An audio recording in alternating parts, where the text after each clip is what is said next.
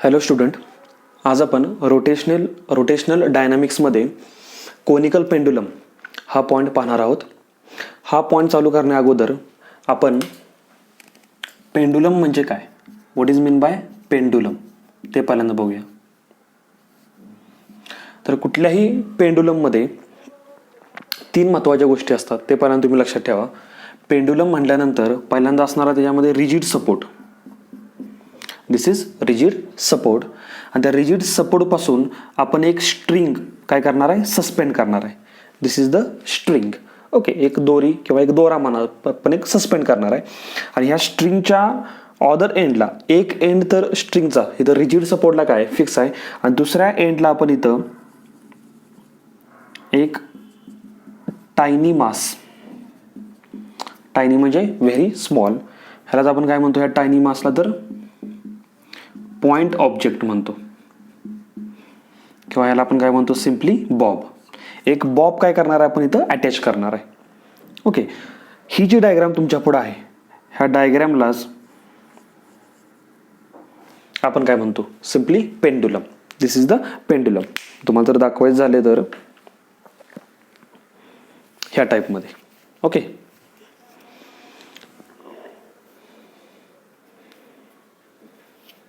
ही काय स्ट्रिंग आणि हा काय बॉब, आणि वरती आपण एक रिजिड सपोर्ट घेऊ शकतो.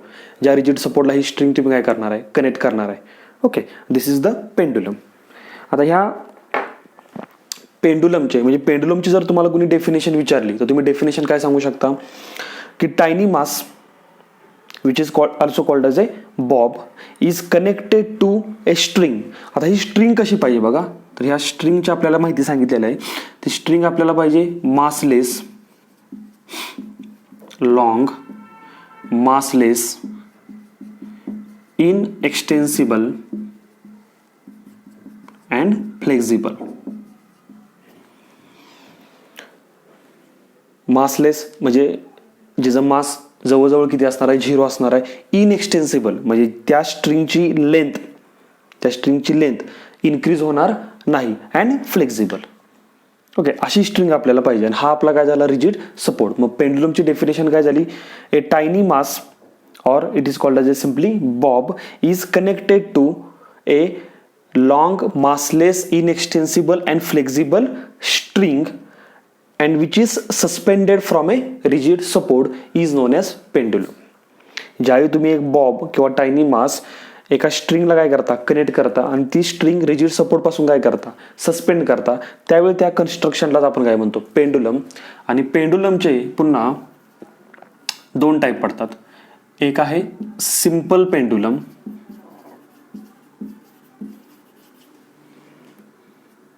आणि दुसरा आहे कोनिकल पेंडुलम. ओके, किती टाईप झाले, दोन, simple pendulum and conical pendulum. Okay, आता ह्या चॅप्टरमध्ये आपल्याला कोनिकल पेंडुलम बद्दल डिस्कस करायचं आहे. पहिल्यांदा आपण बघूया की सिंपल पेंडुलम म्हणजे काय. आता सिम्पली जर तुम्हाला सिंपल पेंडुलमची जर कोणी डेफिनेशन विचारली तर तुम्ही काय सांगू शकता, हा पेंडुलमच आहे. सिंपल पेंडुलम एक प्रकारचा काय पेंडुलम, म्हणजे त्याच्यामध्ये काय असणार, अगेन स्ट्रिंग तर असणार आहे, बॉब तर असणार आहे. पण ज्यावेळी ही स्ट्रिंग तुम्ही काय करता, ऑसिलेट करता अशी. Okay, oscillate to and fro. Okay, कशी ऑसिलेट केली तुम्ही string, to and fro in a vertical plane, त्यावेळी त्या पेंडुलमला आपण काय म्हणतो, सिंपल पेंडुलम. सिंपल पेंडुलम सगळ्यांनाच माहीत असेल. आपण याचं एक्झाम्पल सुद्धा सिंपल पेंडुलमचं जर तुम्हाला कोणी विचारलं तर तुम्ही सांगू शकता, आपल्या घड्याळाच्या खाली जो दोलक असतो त्यालाच तुम्ही काय म्हणू शकता, सिंपल पेंडुलम म्हणू शकता. ॲक्च्युअली तो क्लॉक पेंडुलम आहे, पण त्याच्याशी तुम्ही ह्याला कम्पेअर करू शकता. ज्यावेळी तुमची स्ट्रिंग काय करते, अशी ही जी स्ट्रिंग आहे, हा बॉब आहे, ही स्ट्रिंग काय करते, अशी ऑसिलेट होते. ओके, त्यावेळी त्या पेंडुलमला आपण काय म्हणतो, सिंपल पेंडुलम. आणि नंतर आपल्याला दिला आहे कोनिकल पेंडुलम. आपल्याला काय बघायचं आहे, कोनिकल पेंडुलम. आता कोनिकल पेंडुलमची डेफिनेशन जरा समजून घ्या. कोनिकल पेंडुलम मध्ये काय होतं, ही जी स्ट्रिंग आहे,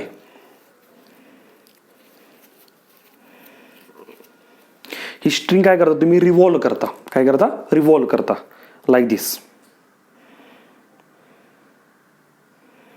ओके, मग तुम्हाला समजत असेल ही स्ट्रिंग अशी फिरत आहे थोडक्यात. हो का, स्ट्रिंग इथं होती, पुन्हा इथं येणार, पुन्हा काही वेळाने इथं येणार, पुन्हा इथं येणार आणि पुन्हा इथं येणार. मग ह्या स्ट्रिंगनं एक चक्कर, एक रिव्हॉल्युशन काय केलं, कम्प्लीट केलं. ओके, मग तुम्ही जर व्यवस्थित बघितलं, ही लाईन कन्सिडर करा, ही लाईन कन्सिडर करा, पुन्हा ही लाईन कन्सिडर करा आणि ही लाईन कन्सिडर करा, तर तुम्हाला समजेल की त्या स्ट्रिंगनं एक कोन तयार केलाय. ओके, म्हणजे आपण काय सांगू शकतो, कोनिकल पेंडुलम म्हणजे काय, the pendulum in which string makes a cone, a vertical cone, and this Bob perform uniform horizontal circular motion. हा बॉब काय करतोय बघा, perform uniform horizontal circular motion. त्यावेळी त्या पेंडुलमला आपण काय म्हणू शकतो, तर कोनिकल पेंडुलम. कोनिकल पेंडुलम मध्ये काय सांगायचं की दोन गोष्टी सांगायच्या. स्ट्रिंग काय करते, तर स्ट्रिंग एक कोन तयार करते. ओके, ही जी स्ट्रिंग आहे ती स्ट्रिंग काय तयार करते, कोन तयार करते. आणि हा जो बॉब आहे तो बॉब काय करतो, युनिफॉर्म हॉरिझॉन्टल सर्क्युलर मोशन करतो. युनिफॉर्म म्हणजे युनिफॉर्म सर्क्युलर मोशन. लक्षात आलं. त्यावेळी अशा पेंडुलमला आपण म्हणतो कोनिकल पेंडुलम. आणि त्या कोनिकल पेंडुलमचा आपल्याला काय फाइंड आउट करायचा आहे, टाइम पिरियड. म्हणजे कोनिकल पेंडुलम म्हटल्यानंतर तुमच्या डोक्यात आलं पाहिजे हॉरिझॉन्टल सर्क्युलर मोशन, आणि सिंपल पेंडुलम म्हटल्यानंतर तुमच्या डोक्यात आलं पाहिजे ऑसिलेशन. ओके, मग आपण काय फाइंड आउट करूया, कोनिकल पेंडुलमचा टाइम पिरियड.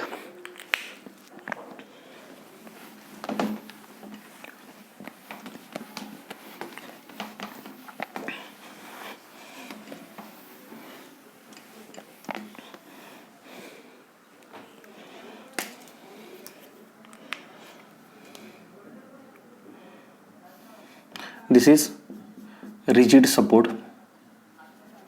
ह्या पॉइंटला आपण समजा नाव दिलं A. This is vertical height. This is string having length capital L. This is bob that is tiny mass किंवा पॉइंट ऑब्जेक्ट. ह्या पॉइंटला आपण म्हणूया बी. ओके, आणि हा बॉब काय करतोय, तर हॉरिझॉन्टल सर्क्युलर मोशन.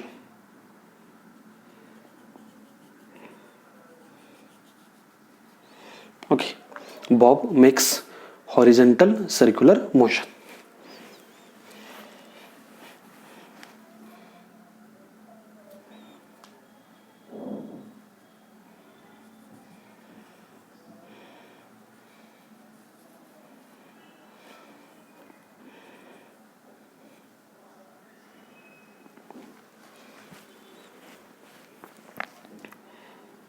आणि हा जो ही जी सर्क्युलर मोशन आहे त्या सर्क्युलर मोशनचा हा काय झाला, सेंटर. ही काय झाली, त्या सर्कलची रॅडियस. आणि ह्या व्हर्टिकल हाईटला आपण काय म्हणूया एच. This is vertical. आणि ह्या व्हर्टिकल ॲक्सिस बरोबर, ह्या व्हर्टिकल लाईन बरोबर स्ट्रिंगनं, ही जी तुमची स्ट्रिंग आहे जी लेंथ किती आहे एल, त्या स्ट्रिंगनं किती अँगल तयार केला आहे, तर theta. Theta is the angle between vertical line and string. किंवा आपण म्हणूया की string makes an angle theta with the vertical line. This is the radius of a horizontal circle. This is the center of a circle. Okay, किंवा या सेंटरला आपण म्हणूया C. लक्षात आलं का बघा, बॉबची मोशन आणखी एकदा तुम्ही बघून घ्या. हा जो बॉब आहे तो बॉब कुठली मोशन करतोय, horizontal circular motion. This bob performs horizontal circular motion, uniform horizontal circular motion. Uniform हा शब्द महत्वाचा आहे. म्हणजे हा बॉब काय परफॉर्म करतो, तर आपण म्हणूया की युसीएम, युनिफॉर्म सर्क्युलर मोशन. आता युनिफॉर्म सर्क्युलर मोशन बद्दल डिस्कशन आपण ऑलरेडी केलेलं आहे. ज्या सर्क्युलर मोशनमध्ये लिनियर स्पीड बॉडीचं काय असतं, कॉन्स्टंट असतं, अशा सर्क्युलर मोशनला आपण म्हणतो युनिफॉर्म सर्क्युलर मोशन. म्हणजे किंवा आपण असं आणखी म्हणू शकतो की ज्या सर्क्युलर मोशनमध्ये अँग्युलर स्पीड सुद्धा काय असणार आहे, कॉन्स्टंट असणार आहे. म्हणजे ओमेगा काय असणार आहे, कॉन्स्टंट असणार आहे. ओके, मग तुम्हाला जर विचारलं मी ओमेगाचा फॉर्म्युला काय, तर तुम्ही सांगणार omega is equal to theta upon T. हे ऑलरेडी आपण फर्स्ट लेक्चरमध्ये बघितलेलं आहे. Angular displacement upon time.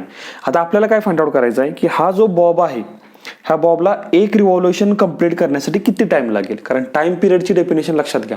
Time period म्हणजे काय, time required to complete one revolution. एक रिव्हॉल्युशन, एक चक्कर कंप्लीट करण्यासाठी लागणारा वेळ म्हणजे तो काय झाला, टाइम पिरियड झाला. आणि त्याला आपण कॅपिटल टी न काय करतो, डिनोट करतो. ओके, आता ज्यावेळी हा बॉब एक रिव्हॉल्युशन कंप्लीट करेल, एक चक्कर कंप्लीट करेल, त्यावेळी थिटा किती असणार आहे, तर तुम्हाला माहिती आहे थिटा असतो किती, 2π रेडियन. ओके, एका रिव्हॉल्युशन मध्ये अँग्युलर डिस्प्लेसमेंट किती असणार आहे, 2π असणार आहे. आणि एक रिव्हॉल्युशन कंप्लीट करण्यासाठी लागणारा वेळ म्हणजे तो काय असणार आहे, तो टाइम म्हणजे काय असणार आहे, capital T. So we get omega is equal to 2π upon T. ह्याच्यावरून आपण सांगू शकतो टी किती असणार आहे, 2π अपॉन ओमेगा. टीला इकडे घ्या, ओमेगाला खाली घ्या. So T is equal to 2π upon omega. This is the time period of conical pendulum. तो फॉर्म्युला आपण इथं लिहूया. T is equal to 2π upon omega. लक्षात आलं का बघा. म्हणजे तुम्हाला जर टाइम पिरियड फाइंड आउट करायचा असेल कोनिकल पेंडुलमचा, तर तुम्हाला काय माहित पाहिजे, ओमेगा माहित पाहिजे. ओमेगा म्हणजे त्या बॉबचं अँग्युलर स्पीड माहित पाहिजे. म्हणजे पहिल्यांदा आपल्याला काय फाइंड आउट करावं लागेल, तर ओमेगा फाइंड आउट करावं लागेल. आणि त्या ओमेगाची व्हॅल्यू हिथं पुट केल्यानंतर तुम्हाला काय मिळणार, टाइम पिरियड. म्हणजे ज्यावेळी तुम्हाला हे डेरिव्हेशन एक्झाममध्ये विचारतील त्यावेळी तुमच्या डोक्यामध्ये क्लिअर पाहिजे की पहिल्यांदा आपल्याला काय फाइंड आउट केलं पाहिजे, त्या बॉबचं अँग्युलर स्पीड. आता तुम्ही अँग्युलर स्पीड फाइंड आउट केलं तर ती व्हॅल्यू इथं पुट करा, डायरेक्टली तुम्हाला काय मिळणार, time period of conical pendulum. Okay, त्यामुळे आपलं टार्गेट काय असणार आहे, to find out the omega.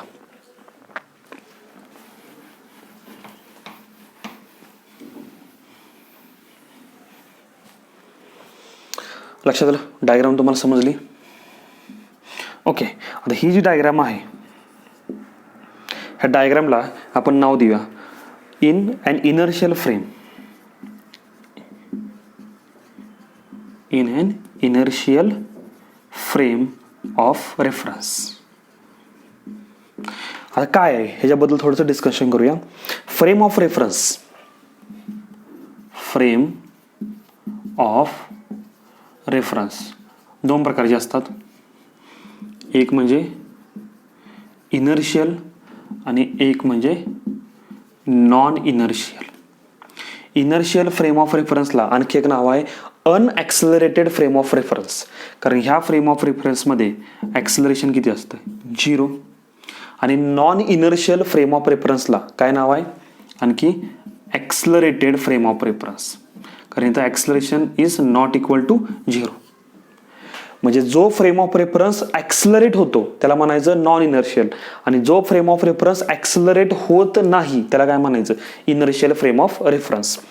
आता आपण पहिल्यांदा बघूया inertial. Inertial frame of reference म्हणजे काय, तर सिम्पली जो फ्रेम ऑफ रेफरन्स एकतर रेस्ट असेल किंवा जर मोशनमध्ये असेल तर त्याची व्हेलॉसिटी किती असेल, कॉन्स्टंट व्हेलॉसिटीने तो मूव्ह होत असेल, तर अशा फ्रेम ऑफ रेफरन्सला म्हणायचं इनर्शियल. आणि एखादा फ्रेम ऑफ रेफरन्स जर ॲक्सलरेट होत असेल म्हणजे त्याची व्हेलॉसिटी काय होत असेल, चेंज होत असेल, चेंज इन व्हेलॉसिटी, अशा फ्रेम ऑफ रेफरन्सला म्हणायचं नॉन इनर्शियल किंवा ॲक्सलरेटेड फ्रेम ऑफ रेफरन्स. याचं एक्झाम्पल जरा समजून घ्या. समजा तुम्ही एका कारमध्ये बसला आहात आणि कार एका जागेवर उभी आहे म्हणजे ॲट रेस्ट आहे. मग त्या कारला तुम्ही काय म्हणू शकता, फ्रेम ऑफ रेफरन्स. तर कुठला फ्रेम ऑफ रेफरन्स, तर इनर्शियल. काय इनर्शियल, कारण कार कशी आहे, रेस्टमध्ये आहे, त्यामुळे कार काय झाली, इनर्शियल फ्रेम ऑफ रेफरन्स. नंतर तुम्ही कार काय केली, मूव्ह केली. मूव्ह करताना सुरुवातीला कारचं स्पीड, कारची व्हेलॉसिटी काय होणार, इन्क्रीज होणार, 10 km/h, 20 km/h. त्यामुळे change in velocity is called as acceleration. आता तुमची कार कशी आहे, ॲक्सलरेट झाली म्हणजे कारची व्हेलॉसिटी काय झाली, चेंज झाली. आता तीच कार कुठला फ्रेम ऑफ रेफरन्स झाला, तर non inertial frame of reference किंवा ॲक्सलरेटेड फ्रेम ऑफ रेफरन्स. नंतर काही वेळानंतर तुमची कार 50 km/h ह्या कॉन्स्टंट व्हेलॉसिटीनं कंटिन्युअस मूव्ह होत आहे मोशनमध्ये. व्हेलॉसिटी कशी आहे, 50 km/h कॉन्स्टंट. आता तीच कार कुठला फ्रेम ऑफ रेफरन्स झाली, तर अगेन इनर्शियल. काय इनर्शियल, कारण आता व्हेलॉसिटी कशी आहे त्या कारची, कॉन्स्टंट आहे. आणि काही वेळानंतर तुम्ही कारला काय केला, ब्रेक अप्लाय केला, मग कारची व्हेलॉसिटी काय झाली, कमी होणार. ब्रेक अप्लाय केलं तर 50 40 30 20, म्हणजे अगेन कारमध्ये काय आलं, ॲक्सलरेशन किंवा त्याला तुम्ही रिटार्डेशन म्हणू शकता. अगेन तीच कार कुठला फ्रेम ऑफ रेफरन्स झाली, तर नॉन इनर्शियल. असे दोन फ्रेम ऑफ रेफरन्स असतात, इनर्शियल आणि नॉन इनर्शियल. ओके, ह्याचा डिफरन्स सुद्धा आपण बघितला होता ऑलरेडी. इनर्शियल फ्रेम ऑफ रेफरन्समध्ये तुम्ही न्यूटनचे लॉज ओबे करू शकता, अप्लाय करू शकता. नॉन इनर्शियलमध्ये न्यूटनचे लॉज अप्लाय होत नाहीत किंवा ओबे होत नाही. म्हणून नॉन इनर्शियल फ्रेम ऑफ रेफरन्समध्ये आपण एक इमॅजिनरी फोर्स मानतो, त्या फोर्सला आपण म्हणतो सुडो फोर्स. तो सुडो फोर्स तुम्हाला कुठं कन्सिडर करावा लागतो, तर ह्या फ्रेम ऑफ रेफरन्समध्ये कन्सिडर करावा लागतो. लक्षात येत, थोडंसं आपण जरा हे रिकॉल केलं. आता ही जी डायग्राम आहे ती आपण कुठल्या फ्रेम ऑफ रेफरन्समधून ऑब्झर्व करणार आहे, तर इनर्शियल फ्रेम ऑफ रेफरन्समधून. म्हणजे जो ऑब्झर्वर आहे तो कुठल्या फ्रेम ऑफ रेफरन्समध्ये आहे, तर इनर्शियल. इनर्शियल म्हणजे काय, तर तो फ्रेम ऑफ रेफरन्स कसा पाहिजे, रेस्ट पाहिजे. मी समजा तुम्ही इथून ह्या पेंडुलमला काय करताय, ऑब्झर्व करताय. ओके, मग तुम्ही कुठल्या फ्रेम ऑफ रेफरन्समध्ये, तर इनर्शियल फ्रेम ऑफ रेफरन्समधून. नंतर आपण ही डायग्राम पुन्हा ड्रॉ करणार आहे, त्यावेळी आपण काय मानणार आहे की ऑब्झर्वर जो आहे तो कुठल्या फ्रेम ऑफ रेफरन्समध्ये आहे, नॉन इनर्शियल. लक्षात येते. ओके, ते आपण नंतर बघू. पहिल्यांदा आपण इनर्शियल फ्रेम ऑफ रेफरन्सच्या पॉइंट ऑफ व्ह्यूनं हे आपण एक्सप्लेनेशन बघूया.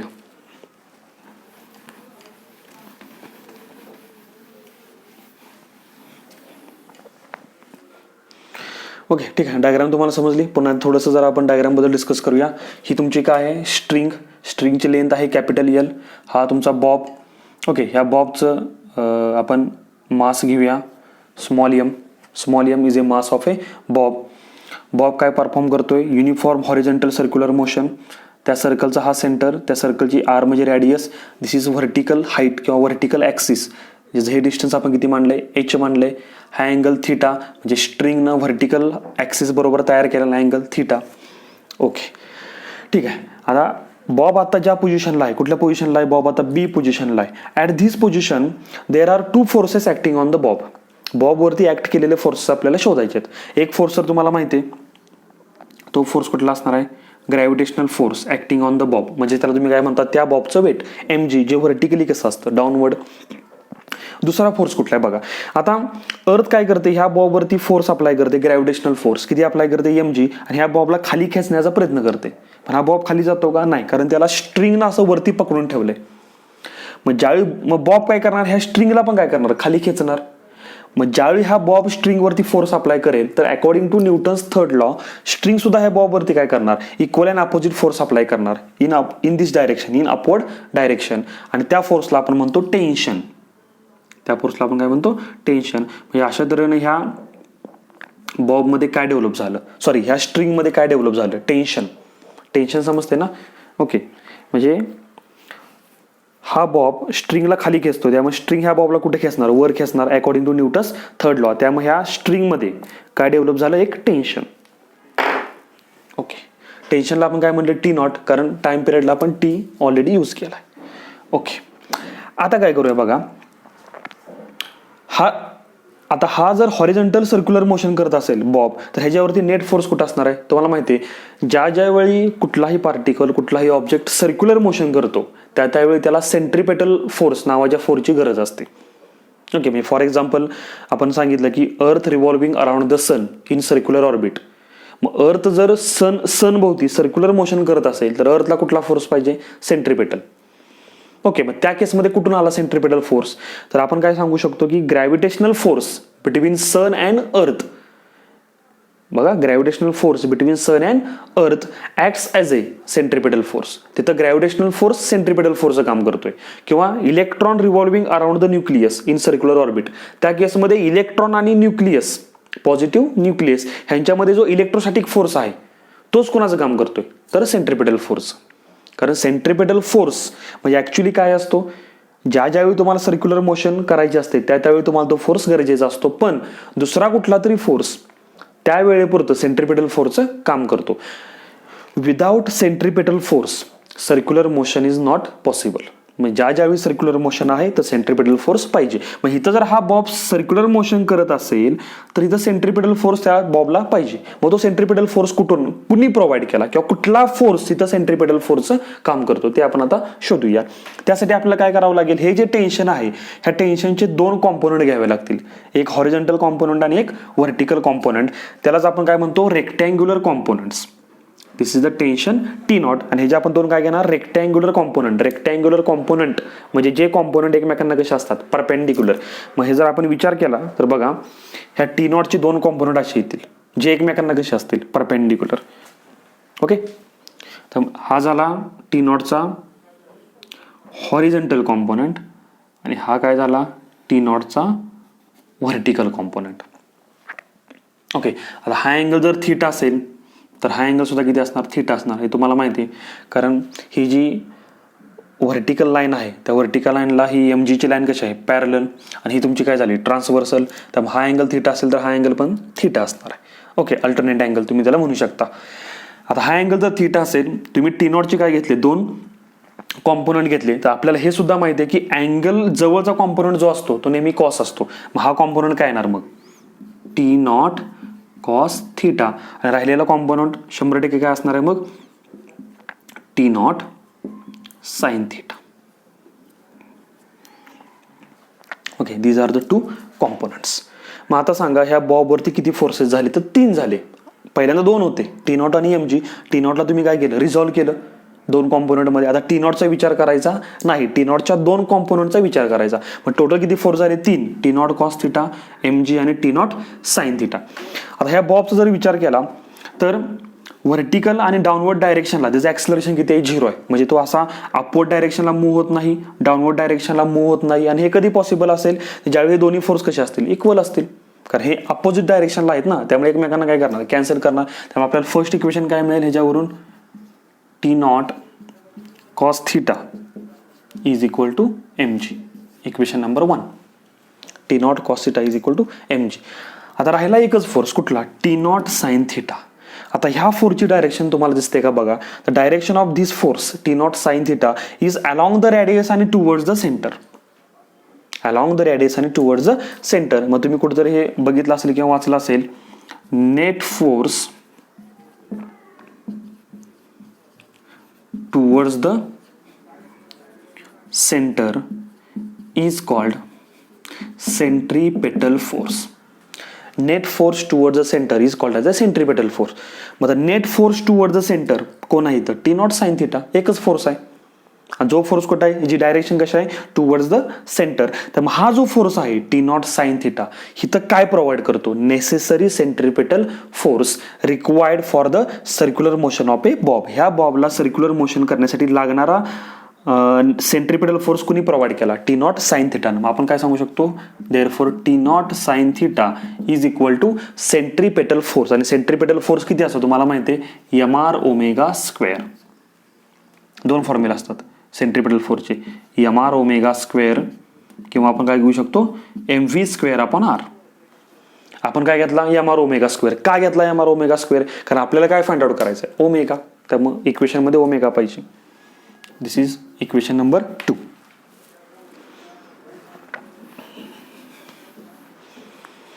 खाली काय करूया, डिवाइड इक्वेशन 2 बाय 1. इक्वेशन 2 ला इक्वेशन 1 ने काय करा, डिवाइड करा. सो इथं काय येणार, T not sine theta upon T not cos theta is equal to R H एसला काय येणार, M R omega square upon M G. T not and T not gets cancel. इकडे काय होणार, M and M also gets cancel. मग राहिलं काय, R omega square upon G. आपल्याला काय ओमेगा पाहिजे, मग ओमेगा एका साईडला ठेवूया आणि बाकी सगळं एका साईडला आणू. हा जी इथं वरती येणार, इकडे काय होईल, जी साइन थिटा अपॉन खाली आर इकडे घ्या, R cos theta is equal to omega square. Okay, बरोबर आहे का बघा, जी इथं जाणार ना, मग जी साइन थिटा आणि आर इथं येणार डिनॉमिनेटरला. So R cos theta is equal to omega square.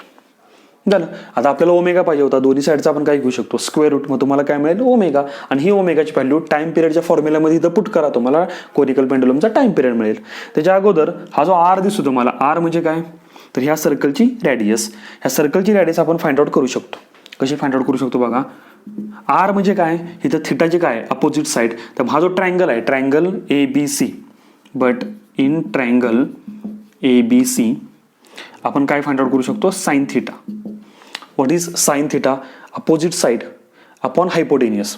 हा जर 90 असेल तर ही काय असणार हायपोटेनियस. सो अपोजिट साईड, थिटाच्या अपोजिट साईड किती आहे आर म्हणजे radius. So sine theta is equal to R upon hypotenuse किती आहे एल. आपल्याला आर काय मिळणार मग R is equal to L sine theta. Okay, मग ही व्हॅल्यू आपण ह्या इक्वेशन मध्ये पुट करूया. ओके, मग हे इक्वेशन काय होईल बघा. हे जर आपण हे ह्या साईडला लिहू शकतो, omega square is equal to G sine theta,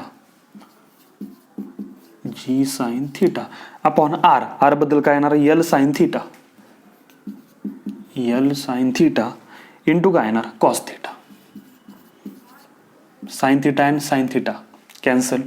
so we get omega square is equal to G, न्यूमरेटरला काय असणार आहे जी, डिनॉमिनेटरला काय असणार आहे L cos theta, taking square root omega स्क्वेअरचं ओमेगा, आणि हे काय येणार स्क्वेअर रूटमध्ये G upon L cos theta. This is the value of omega. Square रूटमध्ये काय येणार G upon L cos theta. But we know that time period of conical pendulum 2 pi upon omega, so we get t is equal to 2 pi upon omega ची value put करा इथं g upon l cos theta. Okay, म्हणजे हेच काय होईल हे वरती जाणार. So t is equal to 2 pi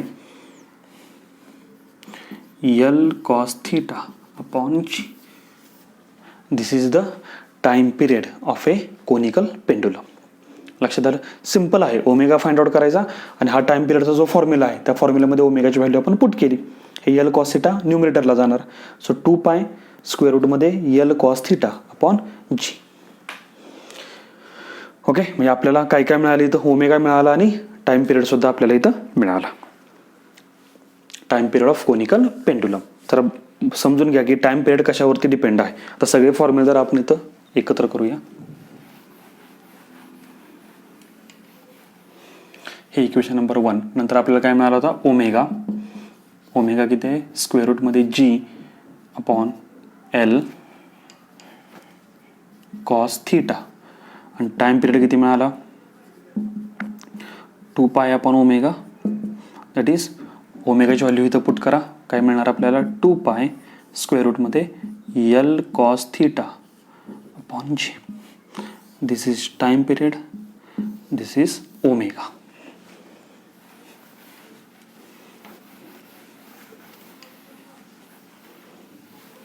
okay, तुम्हाला जर विचारलं time period of conical pendulum कशावरती डिपेंड आहे तर 2 पाय तर काय कॉन्स्टंट आहे. दिलेल्या पेंडुलमसाठी लेंथ कॉन्स्टंट असणार आहे, त्या प्लेसला जी पण कॉन्स्टंट असणार आहे. So time period is depend upon theta. ह्या अँगलवरती टाइम पिरियड डिपेंड आहे. टाइम पिरियड समजला का बघा. टाइम पिरियड म्हणजे time required to complete 1 revolution. मग एक रिव्हॉल्युशन कम्प्लीट करण्यासाठी लागणारा वेळ हा कशावरती डिपेंड असतो थिटावरती. थिटा म्हणजे त्या स्ट्रिंगनं व्हर्टिकल बरोबर तयार केलेला अँगल, त्याच्यावरती तो डिपेंड असतो. लक्षात आलं. आता हे झालं इनर्शियल फ्रेम ऑफ रेफरन्समध्ये आपल्याला ही इक्वेशन मिळाली. ओके, आता आपण कशामध्ये घेऊया in and non inertial frame of reference. In and non inertial frame of reference. आता non inertial frame of reference म्हणजे आपण आत्ताच बघितलं होतं की कुठल्या फ्रेम ऑफ रेफरन्सला आपण नॉन इनर्शियल असं म्हणतो. तर जो फ्रेम ऑफ रेफरन्स कसा असतो ॲक्सलरेट. आत्ता तुमचा ऑब्झर्वर कसा होता रेस्टला होता. रेस्ट मधून किंवा तो रेस्ट असताना तो ह्या काय करतोय बॉबला किंवा ह्या पेंडुलमला ऑब्झर्व करतोय. सो ही डायग्राम काय झाली इनर्शियल फ्रेम ऑफ रेफरन्स. आता तुमचा ऑब्झर्वर कुठं पाहिजे तर नॉन इनर्शियल फ्रेम ऑफ रेफरन्समध्ये पाहिजे. म्हणजे तो फ्रेम ऑफ रेफरन्स ॲक्सलरेट झाला पाहिजे. म्हणजेच आपण विचार करू शकतो की तुम्ही बॉबच्या पॉईंट ऑफ व्ह्यूनं ही डायग्राम तयार करायची. बॉबच्या म्हणजे काय, किंवा तुम्ही असं म्हणा की तुम्ही छोटे झाला आणि ह्या बॉबवरती जाऊन बसला. ओके, तुम्हाला माहिती आहे हा बॉब काय करतो युसीएम करतो युनिफॉर्म सर्क्युलर मोशन. म्हणजे लिनियर स्पीड ह्याचं काय आहे कॉन्स्टंट आहे. लिनियर स्पीड म्हणजे magnitude of linear velocity constant आहे. पण लिनियर व्हेलॉसिटीची डायरेक्शन काय होते सर्क्युलर मोशनमध्ये चेंज होते. हे आपण ऑलरेडी बघितलंय.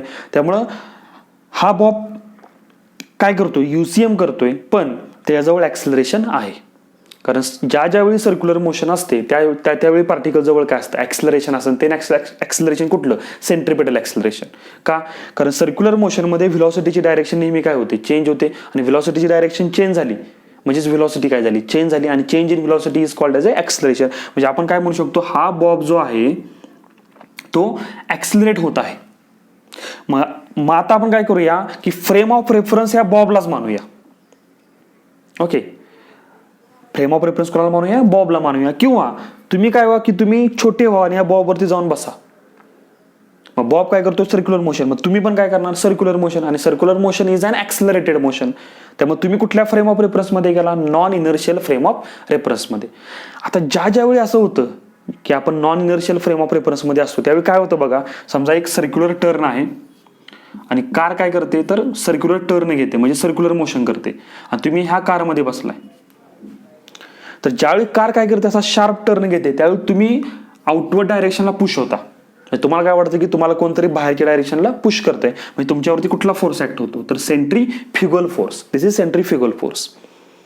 पण त्यावेळी कंडिशन काय, तर कार जर सर्क्युलर टर्न घेत असेल तर कार सर्क्युलर मोशन करत्या. म्हणजे सर्क्युलर मोशन कुठली मोशन झाली, ऍक्सलरेटेड. आणि तुम्ही कारमध्ये बसलाय म्हणजे तुम्ही कुठल्या फ्रेम ऑफ रेफरन्समध्ये, तर ऍक्सलरेटेड किंवा नॉन इनर्शियल फ्रेम ऑफ रेफरन्समध्ये. मला वाटतं समजलंय. ओके, मग सेम कंडिशन अशी होणार, तुम्ही बॉबवरती बसलाय आणि बॉब सर्क्युलर मोशन करतोय त्यावेळी काय होणार की तुम्हाला असं वाटणार की तुमच्यावरती कोणतरी बाहेरच्या डायरेक्शनला फोर्स अप्लाय करतोय. आणि तो force along the radius away from the center it is called as a centrifugal force. मग ती डायग्राम कशी होईल जरा बघा. this is rigid support, this is vertical height, this is string having length L, horizontal circular motion, radius, center, this is the bob. Okay, this is the tension T naught, mg, resolve the tension, horizontal component, vertical component, this angle theta, vertical component T naught cos theta, this is T naught sin theta. ह्याच्या बरोबरीनं तुमच्यावरती आणखी एक force outward डायरेक्शनला act होणार आणि तो force कुठला, centrifugal force. कुठला फोर्स आहे तो, सेंट्रीफ्युगल फोर्स. ओके, का, कारण आता बॉब कुठल्या फ्रेम ऑफ रेफरन्समध्ये आहे तर नॉन इनर्शियल फ्रेम ऑफ रेफरन्समध्ये. आता हे सॉल्व्ह करूया आपण. आता तुम्ही जर विचार केला हा जो बॉब आहे तो अपवर्ड डायरेक्शनला पण जात नाही आणि डाऊनवर्ड डायरेक्शनला पण जात नाही. ह्याचा अर्थ दोन्ही फोर्स कसे असणार आहेत, इक्वल असणार आहेत. म्हणजे इक्वेशन काय होईल, T not cos theta is equal to mg. आता सेंट्रीफ्युगल बाहेर ऍक्ट होतोय आणि टी नॉट साइन थिटा कुठे आहे, आत आहे. मग हा बॉब असा आत येतोय का तर नाही येत, असा बाहेर जातोय का नाही जात. ह्याचा अर्थ तो बॉब कसा आहे, इक्विलिब्रियम मध्ये. म्हणजे हे दोन्ही फोर्स कसे असणार, अगेन इक्वल असणार आहेत. मग आपण काय म्हणू शकतो, T not sine theta is equal to centrifugal force. आणि सेंट्रीफ्युगल फोर्स किती असतो तर तुम्हाला माहिती आहे त्याची मॅग्निट्यूड किती असते तर mr ओमेगा स्क्वेअर किंवा mv स्क्वेअर अपॉन r. म्हणजे तुम्ही असं म्हणू शकता की ह्या सेंट्रीफ्युगलनं हा जो रिअल फोर्स आहे कुठला, टी नॉट साइन थिटा, ह्याला तुम्ही सेंट्रीपेटल म्हणता ना. सेंट्रीपेटल हा रिअल असतो आणि सेंट्रीफ्युगल हा सुडो असतो. मग ह्या सेंट्रीफ्युगलनं ह्या तुमचा जो रिअल फोर्स आहे त्या रिअल फोर्सला काय केलं, बॅलन्स केलं. मग तुम्हाला ही दोन इक्वेशन मिळाली आणि हीच दोन इक्वेशन ऑलरेडी आपल्याला तर मिळालेले आहेत. त्यामुळे हे पुढे कॅल्क्युलेशन करून तुम्ही अगेन ओमेगा काढू शकता. ओमेगा एवढाच येणार, टाइम पिरियड सुद्धा एवढाच येणार. ओके, म्हणजे तुम्ही काय करा, इनर्शियल फ्रेम ऑफ रेफरन्सनं सॉल्व्ह करा किंवा नॉन इनर्शियल फ्रेम ऑफ रेफरन्सनं सॉल्व्ह करा. दोन्ही ठिकाणी रिझल्ट तुम्हाला काय मिळणार आहे, सेमच मिळणार आहे. फक्त कन्सेप्ट समजला पाहिजे.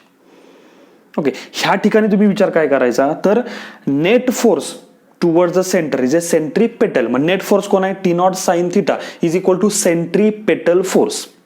ओके, आणि ह्या ठिकाणी तुम्ही काय विचार करायचा की सेंट्रीफ्युगल हा तुमच्या सेंट्रीपेटलला किंवा रिअल फोर्सला काय करतो, बॅलन्स करतो. सेंट्रीपेटलला बॅलन्स करतो. म्हणजे दोन्ही फोर्स इक्वल असणार आहेत. मग T not sine theta is equal to centrifugal. आणि सेंट्रीफ्युगल किती असतो, mr ओमेगा स्क्वेअरच असतो आणि सेंट्रीपेटल पण mr ओमेगा स्क्वेअरच असतो. किंवा आपल्या बुकमध्ये काय सांगितलंय की सेंट्रीफ्युगल कुणाला बॅलन्स करतो तर resultant force towards the centre. So this is the resultant force towards the centre. त्याला बॅलन्स करण्याचं काम कोण करतो, सेंट्रीफ्युगल करतोय. कसंही तुम्ही लक्षात ठेवा.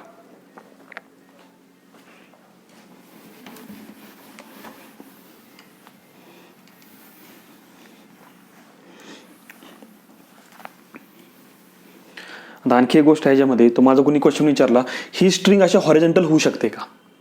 ओके, ही जर स्ट्रिंग जर अशी हॉरिझॉन्टल झाली तर हा थिटा किती होणार? 90 डिग्री. फॉर एक्झाम्पल बघा, ही स्ट्रिंग अशी होणार, अशी.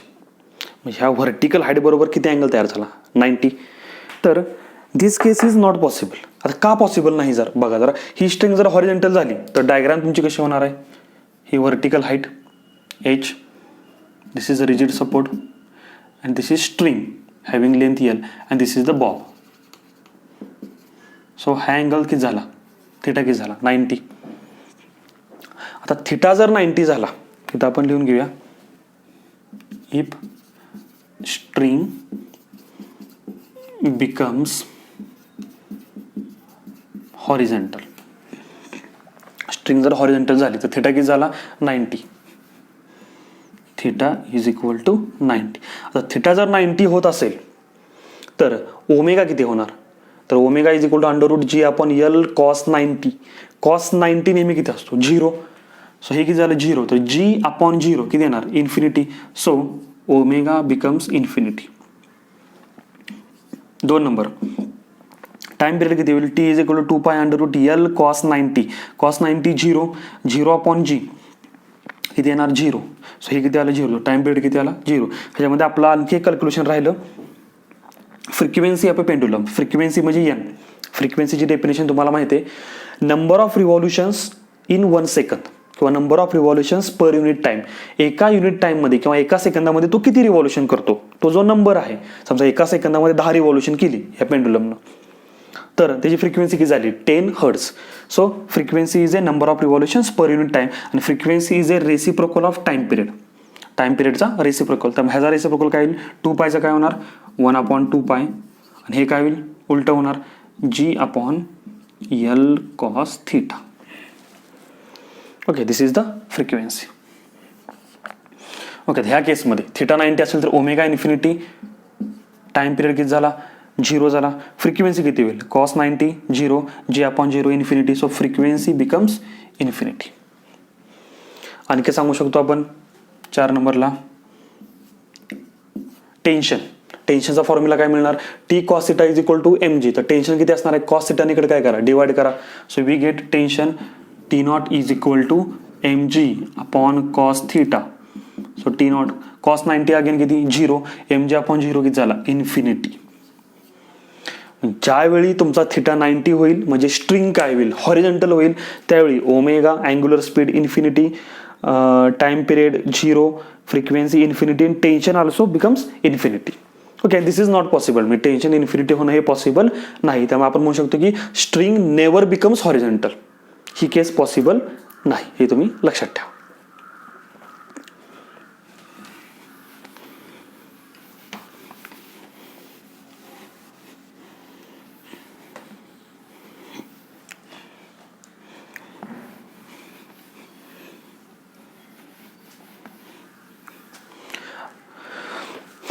अजून आणखी काही पॉईंट आहेत जे आपल्याला कॉम्पिटेटिव्ह एक्झामच्या दृष्टीनं महत्त्वाचे आहेत, ते आपण जरा पहिल्यांदा बघूया.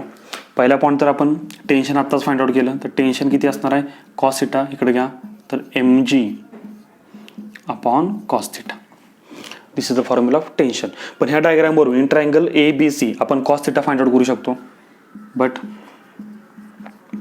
Cos theta is equal to काय असतो? कॉस थिटा सगळ्यांना माहिती आहे. Cos theta is a adjacent side upon hypotenuse. So ही झाली तुमची हायपोटेनियस, ही झाली ॲडजेसंट. ॲडजेसंट किती आहे? h. हायपोटेनियस किती आहे? l. So we get h upon l. Okay, पण आपण h ची सुद्धा व्हॅल्यू काढू शकतो. आता ह्या ट्रायंगलमध्ये जर मी पायथागोरस थेरम जर यूज केला तर पायथागोरस थेरम काय सांगणार आहे? हायपोटेनियसचा square that is l square is equal to h square plus r square.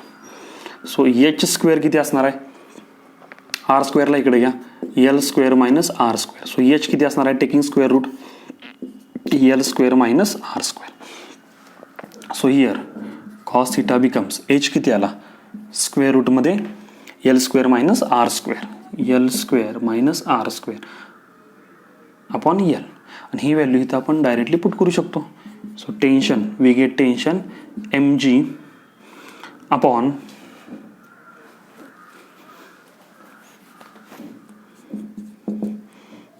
M G tension is equal to M G upon cos theta. Cos theta किती येणार √L² minus R² upon L, आणि हा L वरती न्या न्यूमरेटरला. So this is the tension developed in the string. मग तुम्हाला त्या बॉबचं मास माहीत पाहिजे, जी तुम्हाला ऑलरेडी माहिती आहे. एल म्हणजे लेंथ ऑफ द स्ट्रिंग आणि रेडियस ऑफ ए सर्कल. ह्या सगळ्या गोष्टी पुट केल्यानंतर तुम्हाला या स्ट्रिंगमध्ये जे टेन्शन डेव्हलप होईल त्याची व्हॅल्यू तुम्हाला मिळणार आहे. हा झाला पहिला फॉर्म्युला. अजून काही फॉर्म्युला आपण तयार करू शकतो. तर linear speed of this Bob, ह्या बॉबचं लिनियर स्पीड आपण काढू शकतो. अँग्युलर स्पीड आपण आत्ताच काढलं होतं ओमेगा, तुमच्या लक्षात असेल तर बघा. आता लिनियर स्पीड काढण्यासाठी आपण काय करूया, हे जे इक्वेशन आहे त्या इक्वेशनला ह्या इक्वेशनला डिवाइड करू. अगेन मग T0 sine theta upon T0 cos theta is equal to T0 sine theta acts as a centripetal force. मग सेंट्रिपेटल फोर्सचा आणखी एक फॉर्म्युला आहे mv² अपॉन r. आता हा काय यूज करणार, कारण आपल्याला आता व्ही फाइंड आउट करायचा आहे. मागाशी आपल्याला ओमेगा काढायचा होता म्हणून हा फॉर्म्युला घेतला. ठीक आहे. मग इथं काय येणार T0 sine theta upon T cos theta is equal to mv² upon r upon mg. m and m gets cancelled, so we get v² upon rg. Sin theta upon cos theta, tan theta, so tan theta is equal to v² upon rg.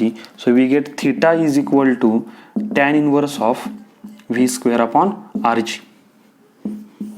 This is the angle between vertical and string. Angle सुद्धा काढू शकता, किंवा ह्याच फॉर्म्युल्यावरून आपण V काढू शकतो. v² किती येणार, RG ला इकडे घ्या. So RG tan theta, so V किती येणार √RG tan theta. This is the linear speed of the Bob. Linear speed, angular speed, tension in the string, theta, angle between vertical and the string, एवढ्या सगळ्या गोष्टी आपल्याला मिळतील. Okay.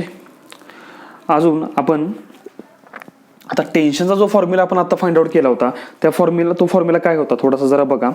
√L² minus R² upon L. Sorry, काय होता टेन्शनचा formula, mgl अपॉन √L² minus R. Okay. हा झाला टेन्शनचा फॉर्म्युला जो आपण आत्ताच प्रूव्ह केला होता. जर तुम्हाला ह्या बॉबचं लिनियर स्पीड दिलं असेल, linear speed of the Bob, आणि तुम्हाला जर विचारलं की टेन्शन काढा या स्ट्रिंगमधलं, तरी सुद्धा आपण टेन्शन काढू शकतो. मग त्यासाठी आपल्याला आणखी कॅल्क्युलेशन बघावं लागेल. ते कॅल्क्युलेशन काय सांगतं जरा बघा व्यवस्थित. आता या टेन्शनचा विचार करा. This is the tension developed in the string in this direction. ह्या टेन्शनचे हे दोन कॉम्पोनंट आहेत, हॉरिझॉन्टल आणि व्हर्टिकल. हा अँगल किती आहे थिटा. व्हर्टिकल कॉम्पोनंट होता T कॉस थिटा, हॉरिझॉन्टल होता T साइन थिटा. ओके. तुम्हाला माहित असेल हे जे दोन कॉम्पोनंट आहेत, ह्या कॉम्पोनंटचा हा काय झाला रिझल्टंट, किंवा हा जो रिझल्टंट आहेत ह्याचे हे दोन काय आहेत रेक्टँग्युलर कॉम्पोनंट. कसे आपण सांगू शकतो. आणि आपल्याला काय पाहिजे, टेन्शन पाहिजे. टेन्शन हा एक प्रकारचा फोर्स आहे, त्यामुळे tension is a vector quantity. Okay. आणि हा जो रिझल्टंट व्हेक्टर आहे त्याची मॅग्निट्यूड आपल्याला काढायची आहे. आणि रिझल्टंट व्हेक्टरची मॅग्निट्यूड काढण्याचा फॉर्म्युला आपल्याला माहिती आहे, R is equal to √p² plus q² plus 2pq cos theta. आणि ते theta is the angle between two vectors. आता ह्या रिझल्टंटचे हे दोन व्हेक्टर आहेत जे एकमेकांना कशा आहेत परपेंडिक्युलर. सो इथं काय 90, सो कॉस 90 किती असणार आहे 0. सो ही पूर्ण टर्म काय होणार आहे 0. तर हे एवढंच राहिलं. म्हणजे रिझल्टंट व्हेक्टरची मॅग्निट्यूड म्हणजे कोणाची तर T0 ची काय येणार is equal to square of magnitude of first vector. मग फर्स्ट व्हेक्टर आपण कुठला घेऊया, हा घेऊया, आणि हा दुसरा व्हेक्टर. मग पहिल्या व्हेक्टरच्या मॅग्निट्यूडचा square, so T0 sine theta bracket square plus काय येणार T0 cos theta bracket square. अशा आपल्याला दोन हे काय मिळाले व्हेक्टर मिळाले, आणि त्यांची काय झाली मॅग्निट्यूड. आता आपण सॉल्व्ह करू शकतो. So T0 is equal to square रूटमध्ये T0 साइन थिटा किती आहे तर mv² अपॉन r, आणि त्याचा काय असणार आहे square. So mv² upon r ब्रॅकेटचा square plus T0 cos theta. T0 cos theta किती आहे mg, आणि mgच्या होल ब्रॅकेटचं काय स्क्वेअर. ओके. मिळाला रिझल्ट आपल्याला. किंवा ह्यातून थोडं सॉल्व्ह करू आपण. काय करूया सॉल्व्ह आता. इथं एमचा काय स्क्वेअर आहे, व्हीची पॉवर किती असणार आहे 4, आरची पॉवर किती असणार आहे 2, एमची पॉवर 2, जीची पॉवर 2. सो ह्यातून m² आपण कॉमन काढू शकतो. m² इथं कॉमन काढला पुन्हा तो बाहेर घेतला तर त्याचं स्क्वेअर रूट काय येणार m. Okay m. मग आतमध्ये काय राहिलं इथं v² अपॉन r ब्रॅकेटचा स्क्वेअर प्लस काय असणार आहे जी स्क्वेअर. ओके, किंवा काय काय बुकमध्ये काय करतात बघा, हा जी स्क्वेअर पण कॉमन घेतलाय. मग इथून जी स्क्वेअर, ह्यातून जी स्क्वेअर काय करा कॉमन घ्या. मग इथं किती राहणार 1 राहणार आणि जी स्क्वेअर इथं येईल आणि जी स्क्वेअर बाहेर आल्यानंतर काय होणार जी होणार. सो एम जी आणि स्क्वेअर रूटमध्ये इथे किती राहणार 1 प्लस, आता इथं जी स्क्वेअर नाही कॉमन घ्यायला, मग त्यावेळी आपण कुठे घेतो डिनॉमिनेटरला घेतो. सो इथं काय होईल व्ही स्क्वेअर अपॉन आर ब्रॅकेटचा स्क्वेअर आणि इथं काय असणार आहे जी स्क्वेअर म्हणजे जी आणि जीचा हा काय झाला स्क्वेअर. मग कधी कधी हा सुद्धा फॉर्म्युला यूज करता. So this is tension developed in the string. हे झाले टेन्शनचे फॉर्म्युले. हा फॉर्म्युला लक्षात ठेवा किंवा हा ठेवा, किंवा अगोदर आपण तो पहिला काढला होता तो सुद्धा लक्षात ठेवू शकता. पण तिथं व्ही नव्हता, जर तुम्हाला व्ही दिला असेल तर तुम्ही हा फॉर्म्युला यूज करायचा to find out the tension in the string.